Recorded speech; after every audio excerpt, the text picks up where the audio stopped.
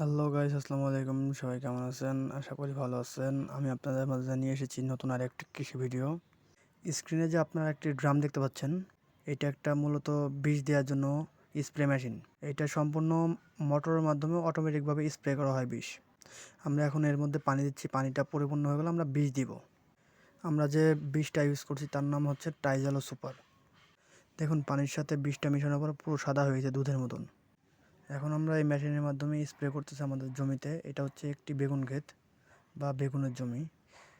মাত্র অল্প কয়েকদিন আগে লাগানো হয়েছে।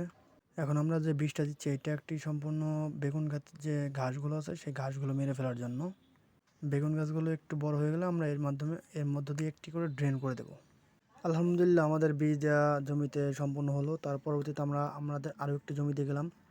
সেখানেও কিছু কিছু বেগুন গাছে ফুল এসেছে, আমরা সেগুলো দেখতে পেলাম। অনেক সুন্দর লাগতেছে। তো সবাই ভালো থাকবেন। আসসালামু আলাইকুম।